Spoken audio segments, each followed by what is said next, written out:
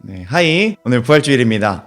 사망 권세를 깨뜨리신 우리 예수님께서 부활로서 우리 가운데 다시 나타나신 그런 날을 기념하는 주일입니다. 자, 그렇다면 그 부활주일이 우리 가운데 어떤 의미가 있는지 한번 살펴보는 시간을 가졌었는데 그 은혜를 한 번 더 되새김질하는 그런 시간이 되었으면 좋겠어요. 자, 오늘 본문 엠마오로 가던 제자들의 모습이 등장하고 있어요. 근데 그 엠마오로 가던 제자들의 모습, 왜 이 사람들이 엠마오로 갔는가? 이거는 모르는데 확실한 건 뭐냐면 이 사람들이 슬퍼하고 있었다는 거예요. 굉장히 슬픈 낯빛이었다는 거죠. 어찌나 그 슬픔이 컸는지 바로 앞에 나타난 예수님조차 이 제자들은 알아보지를 못했어요. 예수님이 부활하면서 성령한 것도 아닌데 근데 그대로 자기 보던 그대로 부활하셨는데도 알아보지 못했다는 거죠. 이게 참 얼마나 안타까운 일인지를 우리가 살펴봤습니다.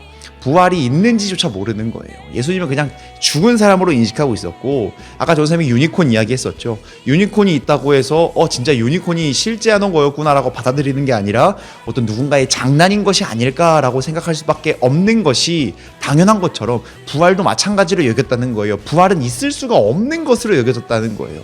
죽은 사람이 어떻게 되살아나요? 그러니까 이런 생각으로 꽉 차 있으니까 이 제자들은 예수님을 알아보지 못했다는 거죠.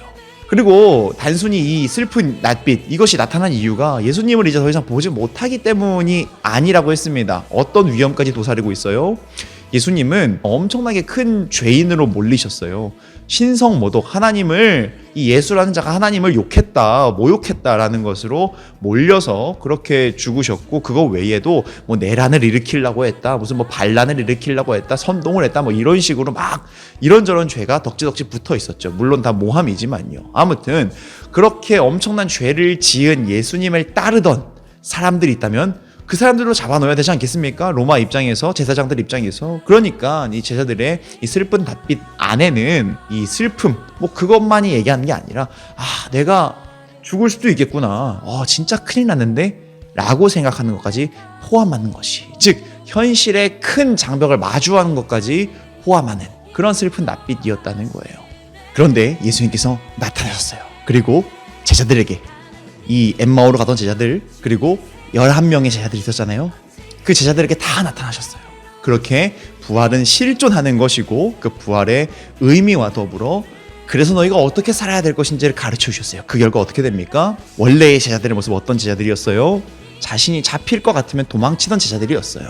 자신이 조금이라도 어떤 손해를 입을 것 같으면은 그게 예수님으로 입는 거든 뭐든 간에 그냥 도망가기 바쁜 사람들이었었는데 어떤 존재로 등장하냐면 아예 본인들을 죽이려고 하는 그 제사장들과 서기관들을 마주하고서도 어떤 모습입니까? 나는 보고 들은 것을 말하지 않을 수가 없다. 예수님은 실존하시고 예수님은 우리 가운데 진정한 왕이시다 라는 것을 계속해서 선포해내는 담대한 존재로 거듭나게 되더라는 거예요. 여러분, 이것이 부활의 능력이라는 겁니다. 부활의 능력은요, 우리의 삶 가운데 현실적으로 주어지는 이 모습 속에서 어떻게 우리가 이 부활의 능력을 체감할 수 있냐면 삶의 어려움들이 나타날 수밖에 없어요. 아까 말씀드렸던 것처럼 미래를 바라보는 지표들을 보면요, 희망을 찾아볼 수가 없습니다.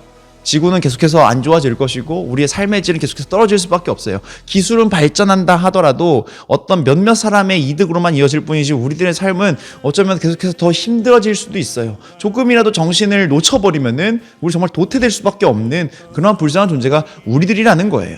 이렇게 불완전한 현실, 불합리하고 예측조차 되지 않는 이 현실을 부활의 능력을 경험함으로써 우리는 어떻게 감당해낼 수 있는 겁니까?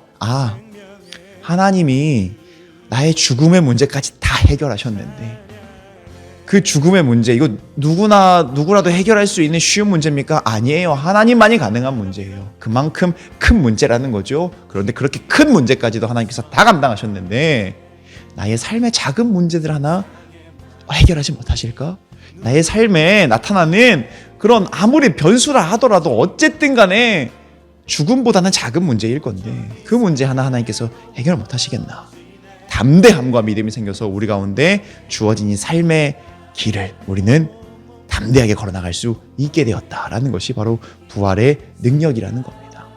사랑하는 우리 친구들, 우리는 하나님께서 우리 가운데 예수님을 허락해 주셨고 그 예수님이 살아계신다는 이유 하나만으로 우리 아까 찬양했던 것처럼 우리는 그 변수가 많은 내일과 직면할 수 있고요. 그리고 우리는 모든 두려움 없이 살아갈 가치를 갖고 살아갈 수 있는 그런 존재라는 것을 그러니까 기억하시면서 우리 예수님께서 부활하셨습니다. 그 부활하신 은혜로 말미암아 우리는 더 올바르게, 더 담대하게 삶의 모든 주어진 자리들을 걸어나갈 수 있는 존재가 되었다는 것을 기억하시면서요, 그렇게 하나님께서 보시기에 기뻐하실 만한 존재로 거듭날 수 있는, 더 성장할 수 있는 우리 모든 친구들 다 되어주시길 바랍니다. 그럼 안녕.